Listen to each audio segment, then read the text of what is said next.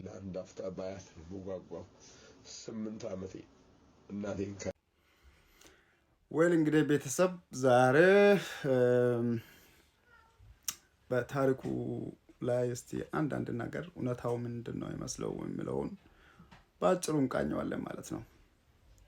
እንግዲህ ሰው ሆኖ በሰው ለኩሶ በሰው እዝነት ላይ የሚቀልድ ሰው ካለ እኔ ጤናማ ነው ብዬ አላስብም። ነገር ግን ይሄስ እውነተኛ ለቅሶ ነው ወይ የሚለውን በዝርዝር እናያለን ማለት ነው። አብዛኛው በዚህ ሶሻል ሚዲያ ላይ የምናየው ብዙ ጊዜ የምናየው ሰዎች እንደዚህ አይነት ነገር እያመጡ እንደ ክስተት እየተጠቀሙ የሀብት መሰብሰቢያ አድርጓሉ። ይሄ ግልጽ ነው፣ ሁላችንም አብረን የምናውቀው እያየን ያለነው ነገር ነው። ወደ ታሪኩ ስንመለስ ታሪኩ ሳልሞት እናቴን ማየት ፈልጋለሁ ብሎ የሚያለቅስ ሰው ነው። ለማንኛውም ሰው መጠጥ ቤት ከሰው ጋር ተጣልቶ ማለት ነው።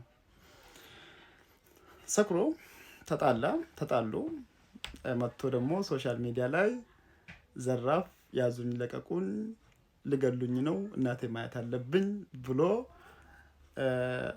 የሚያለቅስ ነው ማለት ነው። የታሪኩን ባክግራውንድ ስናየው ዮኒ ቤት ሲወያዩ ወይ ሲያወሩ የኦሮሞን ህዝብ እንደ ህዝብ ሲሳደብ ሲያንቋሽሽ የነበረ ልጅ ነው። የነ ሀፍታሙ አያለን ንግግር እንዳለ ቀርጾ ይዞ መጥቶ የኦሮሞ መንግስት ነው ብሎ ኦሮሞን እንደ ህዝብ ሲያዋርድ የነበረ ልጅ ነው። ሁላችሁም ታውቃላችሁ ብዬ ገምታለሁ። አትሊስት እሱ የደቡብ ተወላጅ ነው።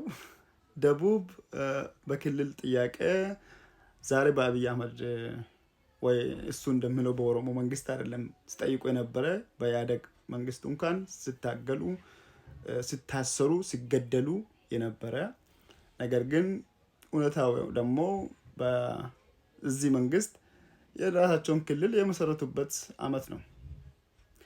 አንድ ነገር ስናወራ ቢያንስ ኔጌቲቭንም ፖዚቲቭንም ስናወራ እንደ ሚዛናዊ እንሆናለን ማለት ነው።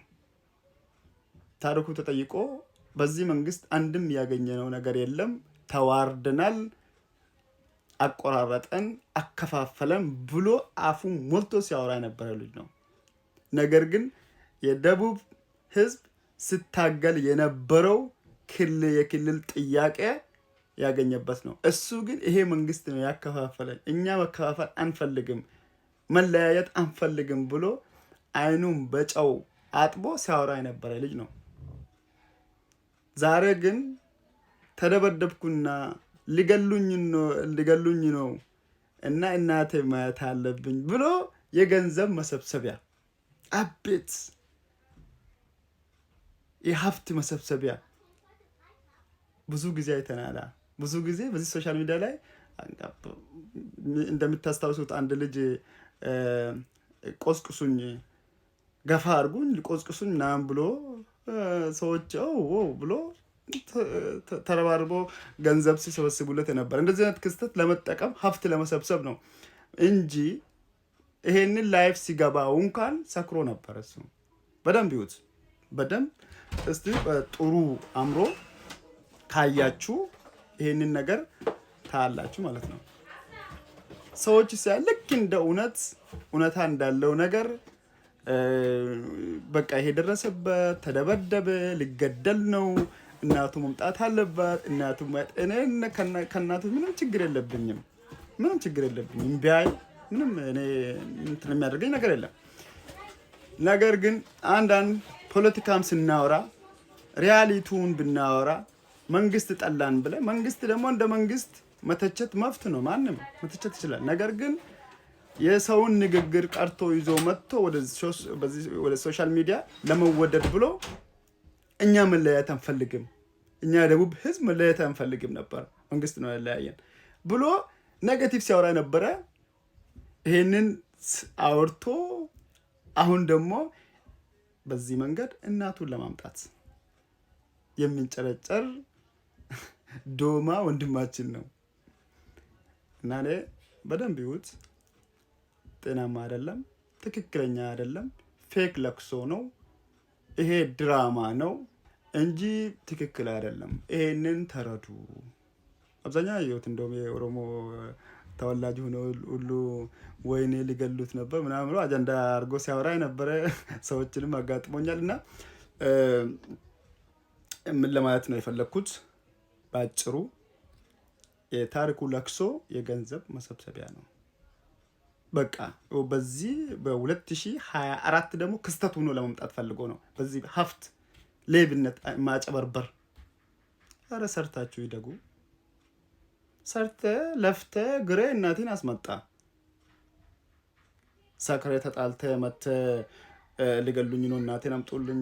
ሼም አይቆነጥጥም እንደ ሼም እኮ ነው። እና ሰዎች እዚህ ሶሻል ሚዲያ ላይ ያላችሁ ሰዎች ኧረ ያገናዝቡት። አእምሯችሁን በስነ ስርዓቱ ተጠቀሙ። በጣም ጂል እየሆናችሁ ነው። በጣም ጂል እየሆናችሁ ነው። እኔ መጥቼ ወይ ሰክሬ ወይ ሆነ ነገር መጥቼ ውብ ካልኩኝ ይሄን ብር እንዴት ነው የምታመጡት? ብዙ ሰው እኮ ምስኪን፣ ስንት ህዝብ ምስኪን አለ። ኢትዮጵያ ሙሉ ስንት በረሃብ እያለቀ ያለ ሰው ነው። ለነሱ አትልኩም እንዴ? ለእንደዚህ አይነቱ ሰካራም መንገድ ፈልጎ ብር ለመሰብሰብ የሚመጣው እንዴት ነው የምትረዱት? አረ ጭንቅላታችሁን አሰሩ፣ አገናዝቡት።